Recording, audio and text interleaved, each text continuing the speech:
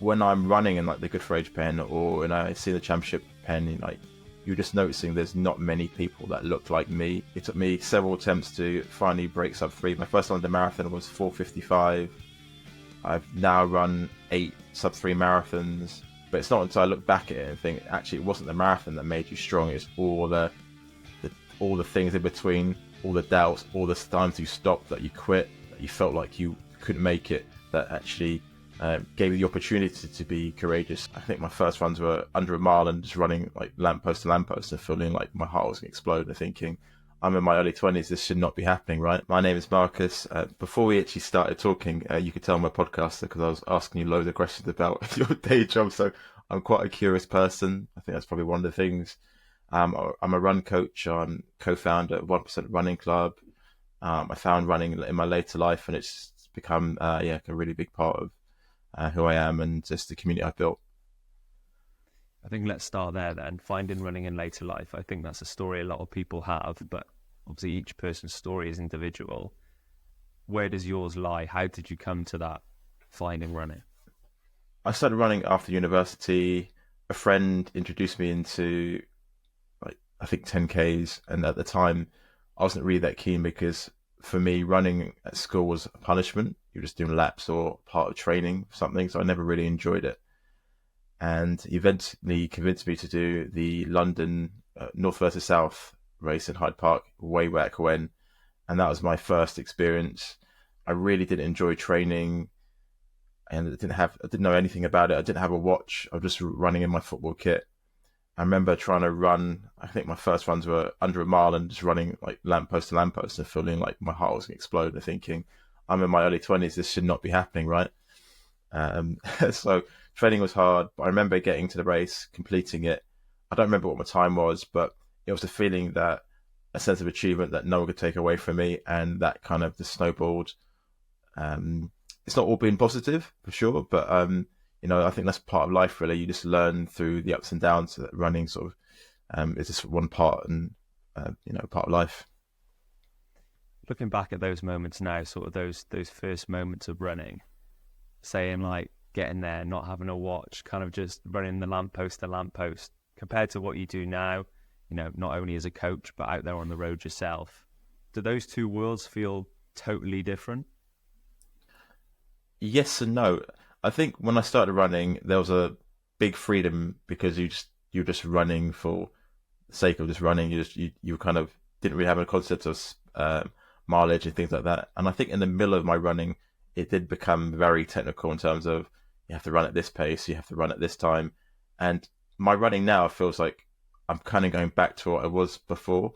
It sounds a bit weird. I think you have to learn something inside out and then you have to forget it to then rebuild it for what it means for you. So I feel like I'm in a stage of running where I'm trying to just discard what other people's opinions are and just trying to find what works for me. So there is a bit of a freedom going back to it. So there is structure, but there is a looser structure. And thankfully, the coach I work with is quite receptive to this and it allows me to do this. But to give some context, I think running can become very overcomplicated. In the essence of what I'm trying to do with my run times and my goals now, it's just like, as long as I can do the workouts at, a good effort and, in a good shape, and the rest of the training isn't impacting that, then that's a kind of limit. It's almost like how far can you push the other side of it but still maintain the quality for the workouts and the long run. So I'm kind of in that stage now where I'm just experimenting, because you can get so many people's opinions about this is how you should train because this is how they've been taught to train. You run track Tuesdays, tempo Thursdays, or you do a big middle run in the middle of the week. And, just because that works for someone else, I've learned through training that there's different ways that work for you. A very long-winded answer to your question, but it's kind of like I think I am reconnecting with that earlier part of who I was in terms of having that freedom just to enjoy the run, but not put too much structure in it. But you still need to understand the structure to be able to let it go and know where the boundaries are. I think that's so important as well. Like, I often see people comment on if I do a long run in midweek, because sometimes I can't do my long run on a Sunday, and obviously long run Sunday is the traditional long run day. And you're like, well, I can't run long on a Sunday, so I'm going to run long on a Wednesday morning, and people can't comprehend it.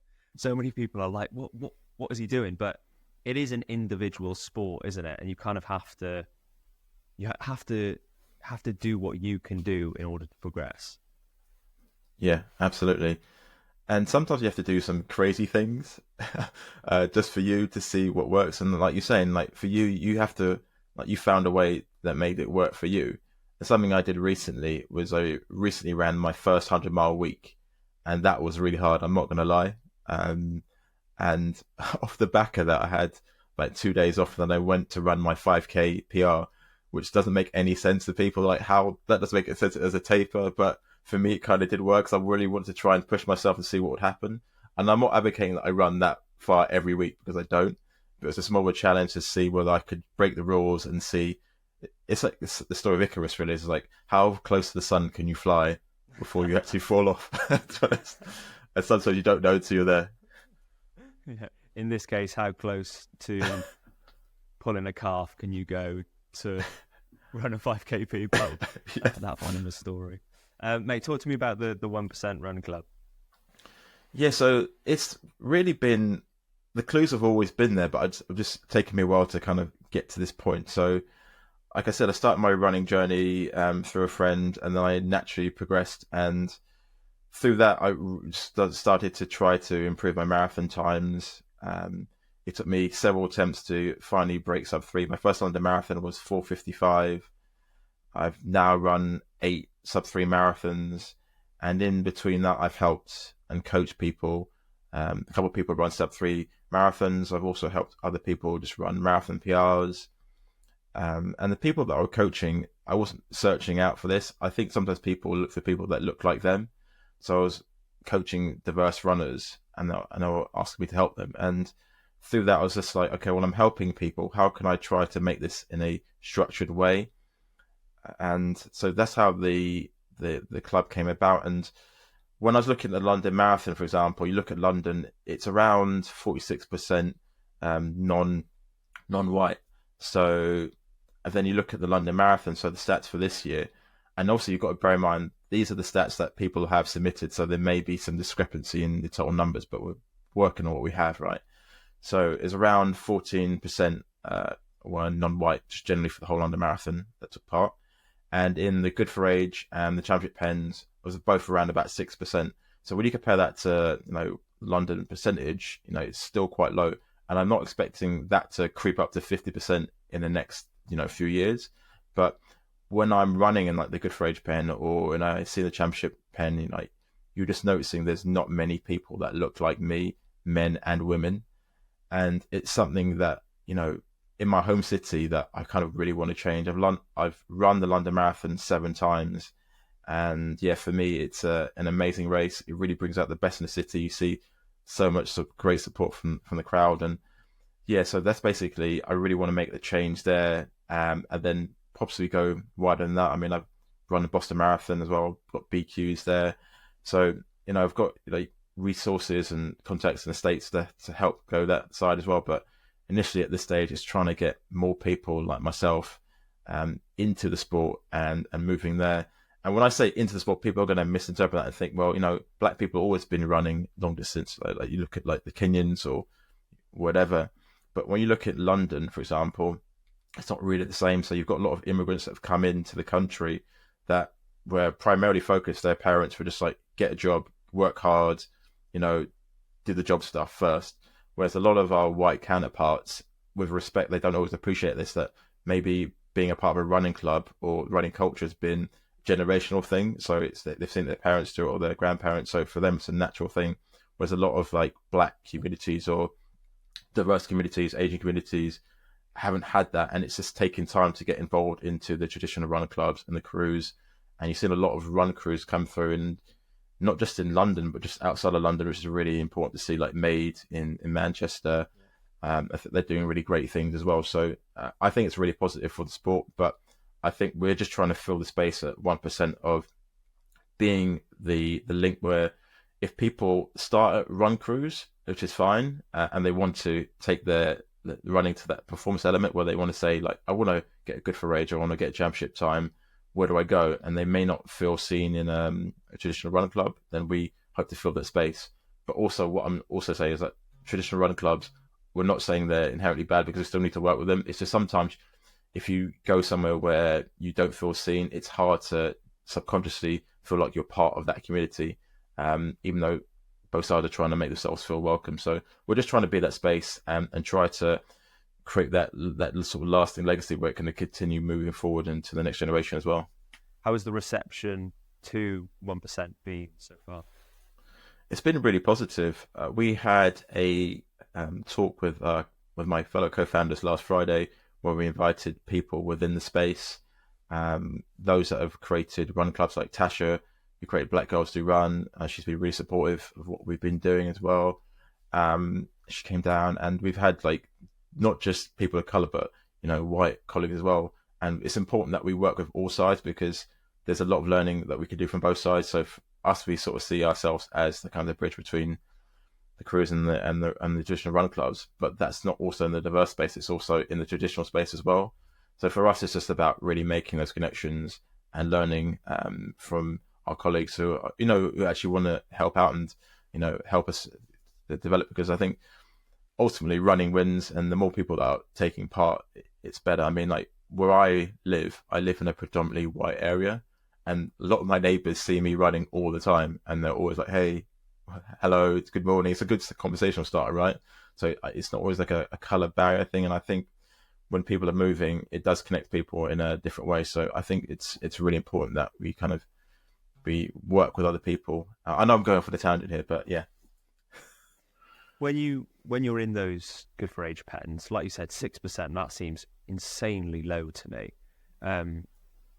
But like you say, they're the numbers we're working off, and I believe those numbers. Like, how does that make you feel when you're in a pen like that? You're like, there's only 6% of people here. Do you think about maybe the lack of opportunities for other people to get there, or what's your feeling towards that? I see it as an opportunity to create something. London's my home city. I've run it 7 times. I've always felt welcome running it. I think it does a great job of encouraging new runners, and it's helping new runners get into the sport. And we just really want to try and take it to that next space. So we kind of feel like it's a space that needs to be, we fit that space. So for us, we see it as a great opportunity. What do you see in the future for 1%? Like, have you got those big visions, those big plans of people competing, like you say, higher up? What is the blueprint, if you will? Yeah, so roughly in the next probably year or so, what we want to see is we're just growing a small collective of us. We don't need to have massive numbers. Obviously, depending how it goes, that it is what it is. But we really want to focus on building that community connection. We really want to elevate people to get those good for age times and championship times within like the community that they see, and then kick on.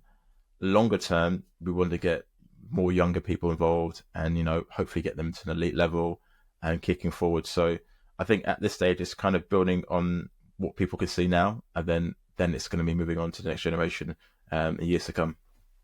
How does that make you feel? Because with your run coaching hat on, you've done all these amazing things yourself. We'll get onto the marathon majors, we'll get onto the sub 3 marathons. But when you see other people achieving goals, maybe through something that you've set up, like 1%, or somebody that you've coached, what does that make you feel like?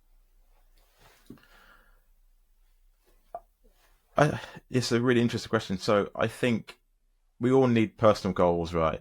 And once you achieve your goals, it's amazing. Sometimes if you don't achieve your goals, okay, it is what it is. You move forward, you keep kicking on. But after 5 minutes, life returns to normal. So, you're kind of moving on to that next mountain, right? And I think when you help someone else, so I coached someone to run their first marathon this year, and the impact that it had on her, her husband, her daughter was amazing. And you just don't know, like, what you're doing, how it influences other people to get moving. And sometimes it's not even just running; it's just committing to something that is challenging, or an interest or hobby that reveals more of who they are, who they already were, but it probably just was kind of latently covered by other things. So I think seeing people develop in that way and influence the wider community is amazing. And that's probably one of the best things that I've got from coaching. I definitely get more joy from seeing people I work with achieve their goals than my own goals. That's such a weird thing, isn't it? Like, and that can happen at such a small level as well. Like for people that aren't run coaches, but maybe people that help their friend run their first 5K or pace their mate around their first sub-hour 10K, and you get that internal feeling of gratification that is something very different. But I think a lot of the time it's similar because it's something that you've been through as well, if that makes sense. Like we've been in those places, haven't we, where we're trying to achieve something. We've all run our first 5K, our first 10K, and I think that's maybe why you get that gratification, because of the relation to the feeling that you had potentially. Yeah, 100%. I feel that even though I've still got a way to go, people will look at me now and just assume that, oh, it's easy for you because you just run these times, right? But they forget that, like I said, I was a 4:55 London marathoner. Every time I run the London Marathon, there's a specific spot in the Docklands where I look at, and that was the point that I really want to quit the first marathon and just stop and walk off. And, a friend at the time was like, no, you got to keep going. And it's all these things that you remind yourself of, like who you were. So I have like a huge empathy for, the back of the pack runners, because that was who I was, right? And if I'm running at people, I was trying to make sure like they are pushed. Do you know what I mean? Like I'm working with them, not trying to like flex my own ego, right? I really want to make sure that no one's left behind. So even at my club runs that we have at 1%, if I'm at the front group and I'm leading that, or I'm at the back on the middle group or whatever, I always finish my session and I go back and get the last person and run back with them, because I feel like I just don't want anyone to be left behind, because I feel like that's probably something that's happened to me before, and you just don't want that other people to experience that kind of feeling, really, and feel like they're the less than, because you're not really, you're still out there covering the same grounds. With that Marcus, who was running the 4:55 in the Docklands, having that moment, would he believe that you've run 8 sub-3 marathons, that you're a 6-star finisher? Definitely not. Definitely not. It's crazy going back and thinking like about the person who I was then compared to now, and I don't think that it's weird. I think when you're training for this thing, you ask for this question of like, I want to do this thing to make me stronger, right? If I do the marathon, I'll be a strong person, right? Or I'll achieve these amazing things.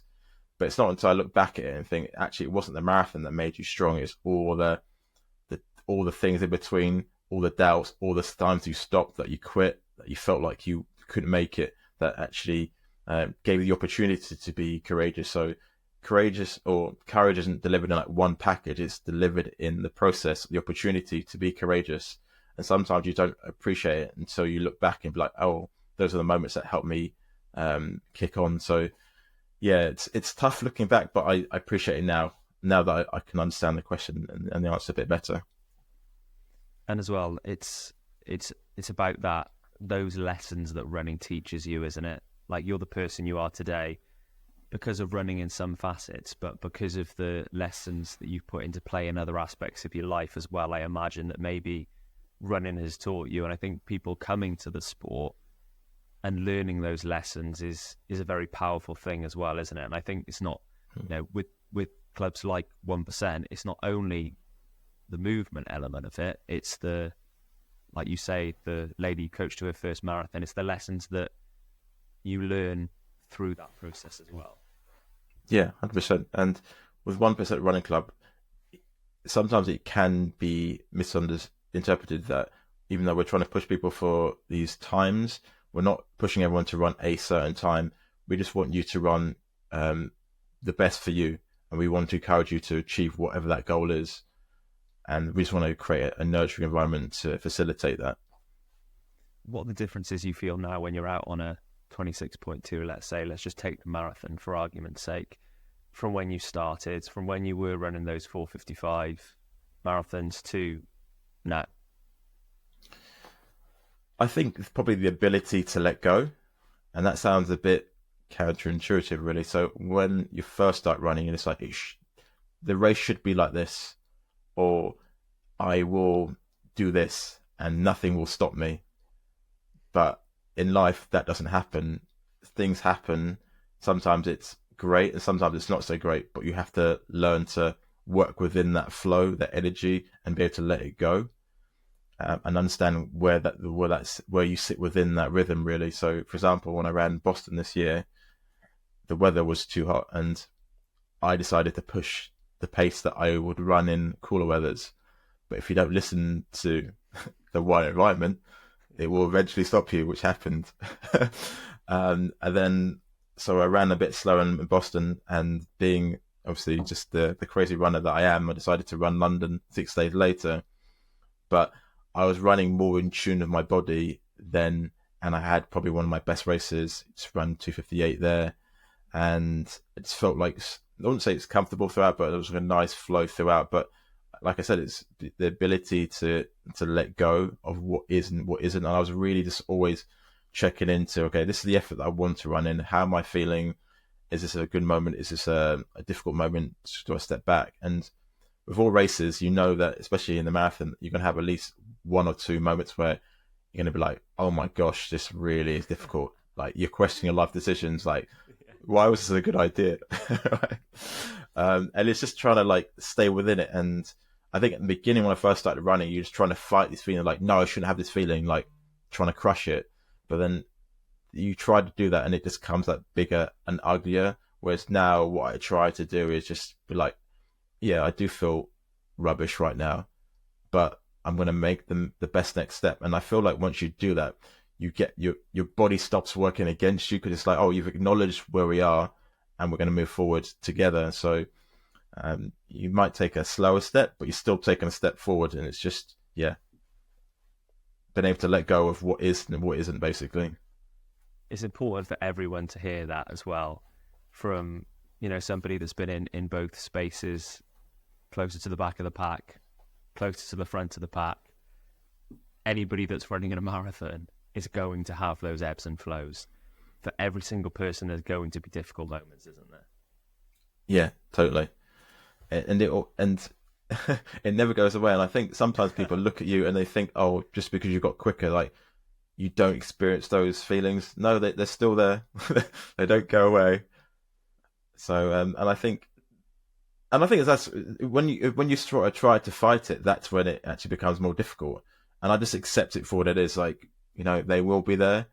Either sometimes it's difficult, or sometimes the running can be monotonous. That's because you're just in the flow of things. So, yeah.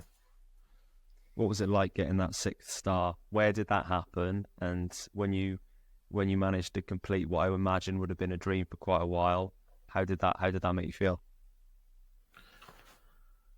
Yeah, so the 6th star was interesting because I completed it in Boston 2018, and the journey to it was really interesting because I think it was just a change of mindset. So I had run London Marathon, I ran Berlin Marathon, and I thought that was probably my lot. I couldn't really see myself doing the others, and sometimes it takes a friend to do it. I had a friend who ran the New York City Marathon, and she was telling me how amazing it was. I was like, it can't be better than London. She's like, no, it is. I was like, really? Okay, cool. So I need to figure this out. So once she said that, I was like, well, she's done it, then I can figure it out. Then I just try. Then I think your brain, then when you tell your brain you can do something, it starts to find ways of how you can make it happen.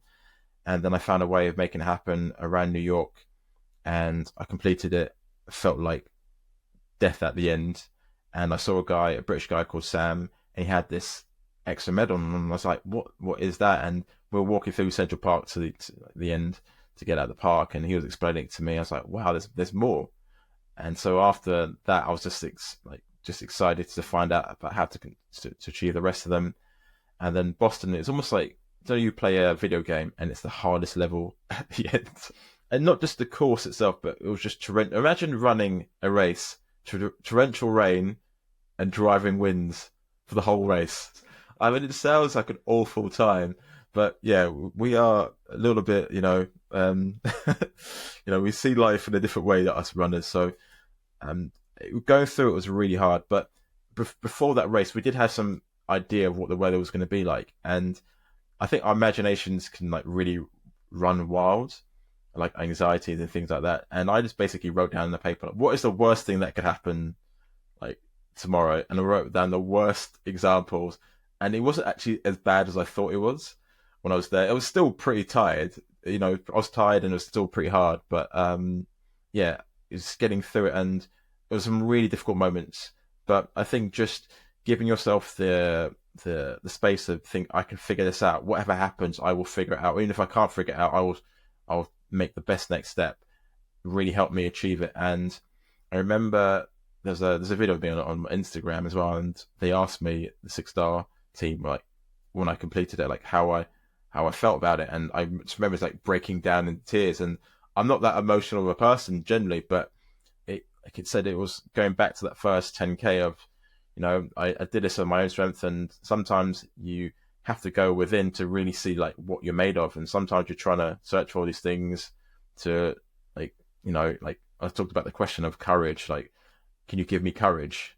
And actually, when I look back, actually, courage was displayed in the process of doing those things, and it's a really great for your own kind of mental being to realize actually you do have that in your pocket in difficult moments, and you can then take that forward into other areas of your life. Do you look back at that now, like when you are facing adversity in everyday life, moments like that, and think, well, I got through that, I can get through this? Yeah, I mean, up to a point, I think what running teaches you is just, you need to make the best next step. And sometimes, even though you feel like it's going to be a slow step, or it might be a fast step, or you might pause, it's still a moment where you can reflect and, go forward.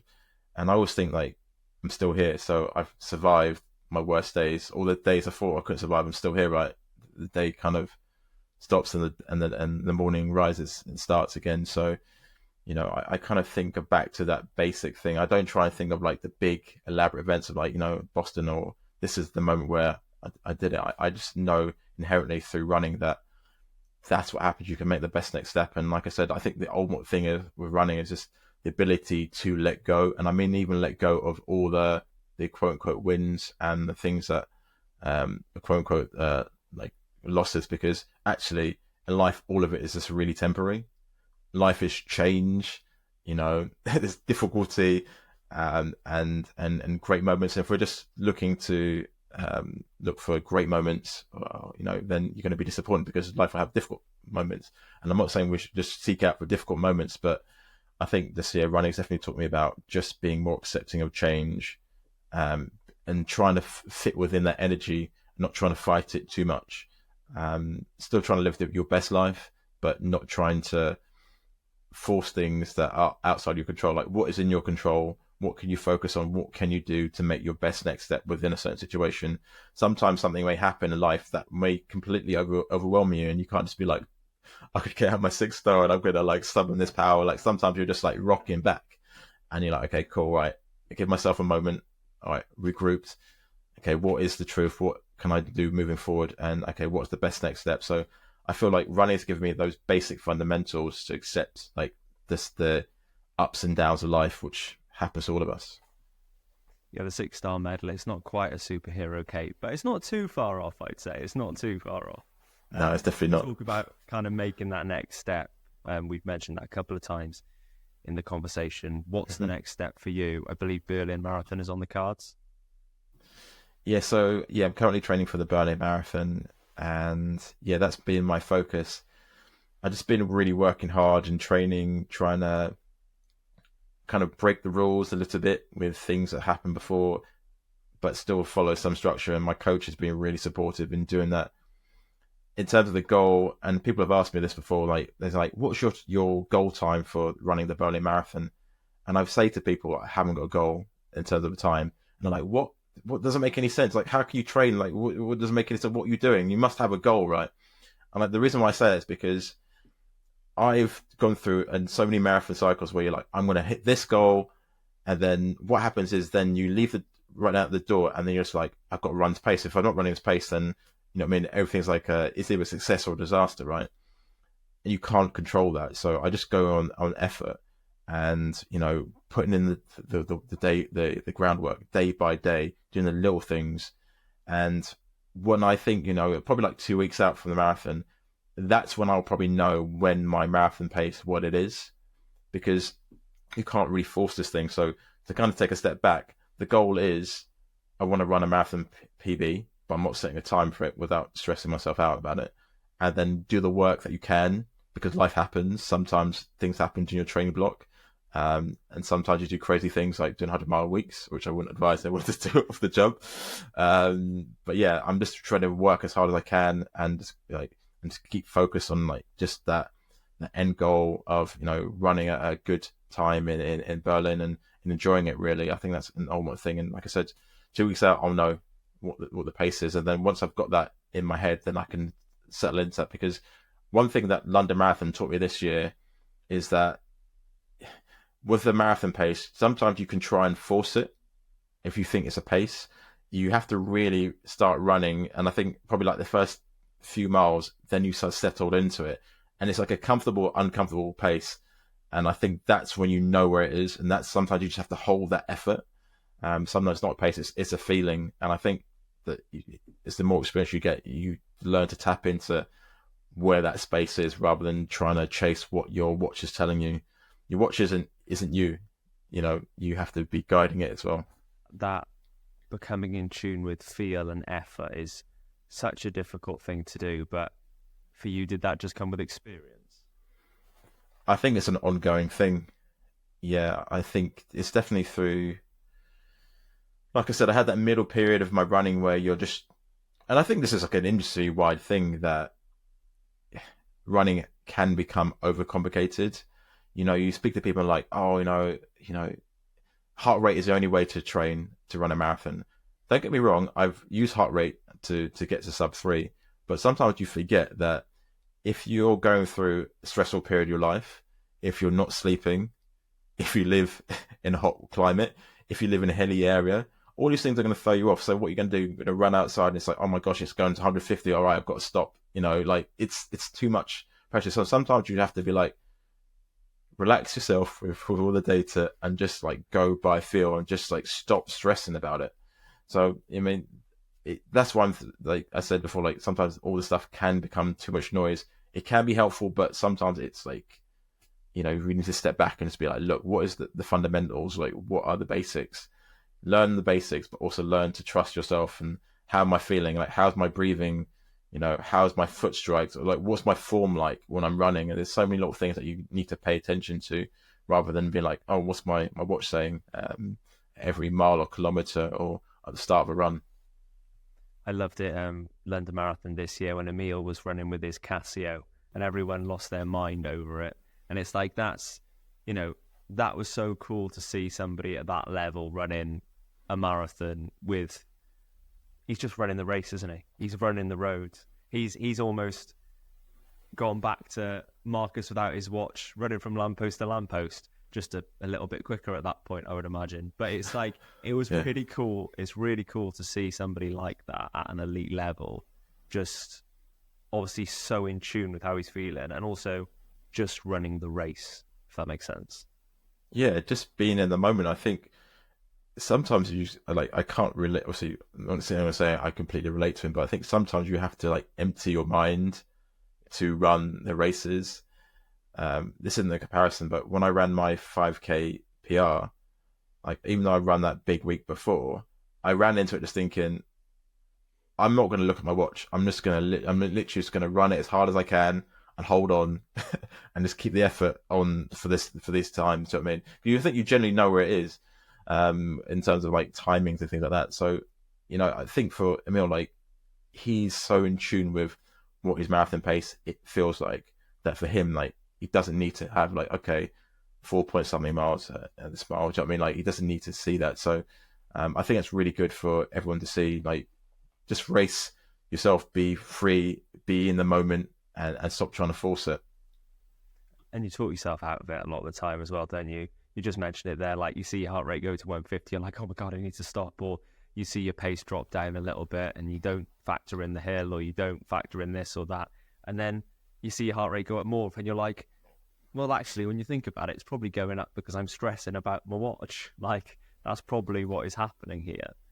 Yeah. And that talking yourself out of things can, I think, be felt right across running. And there'll be people listening to this that have maybe thought about coming down to 1%, and they've thought about joining up with a crew or a club or whoever, but they're talking themselves out of it. They're thinking, oh, I can't do that, it's not for me. What would you say to those people that maybe are thinking about coming down to 1%, but have maybe not quite done that yet? I will answer that point, but just going back to your watch as well, and I think one important bit to add to technology is that every time you're looking at your watch, you think you're looking at present data, but you're looking at past data. So you're in the present, but it's telling you what happened based on the past. Where, do you know what I mean? So you have to bear that in mind. But yeah, to answer your question, I think for people that want to join, I just feel like if you want to come down and be a part of a community that is supportive and is looking to push their performance, and like I said, even though we have we're trying to get more minority runners involved, we don't discriminate. White runners can come down. We've got white members as well, so it's not a place where we're like, you can't come if you're this or you're that. We just really want to be a support environment where we're really elevating runners, especially focusing on the London Marathon. And our aim is to get, I'd love next year, in 2 years' time, to talk about all the people that have got good for age or championship times and seeing those vests on those shirts as they go through. So, yeah. And obviously in between that, we really want to kind of support some of the local races as well. Like on our website, there's the Sri Trimloy race I purposely put that picture up there was because it's just me on the start line. There's no other brown faces there. And it's a great race in London. It's Battersea Park. It's pretty cheap to enter. I think it's with England Athletics, with England Athletics Club, it's still like £7 entry with a discount. So, we really want to get people to turn up in these local races as well, not just the big hype races where everyone's out there. Because actually, these are the fun moments where you go there, you run hard, and you have a coffee and you talk about it, have a little debriefer, then you go back home and then it's back to work again tomorrow. So it's nice actually to do it with all that without the fanfare as well. Obviously at RunThrough, through the RunThrough Foundation, we've got London 10 coming up. One of the messages through London 10 is obviously creating the most diverse race possible, and that's obviously a message that 1% Running Club are pushing as well, right? Yeah, totally. And I think, like I said before, I think it's just the confidence really. I'm looking forward to coming out and running it and seeing, like you're saying, just the different parts of the running community come out and show out and support and gain confidence and see other people in the space that look like them and just keep coming back really.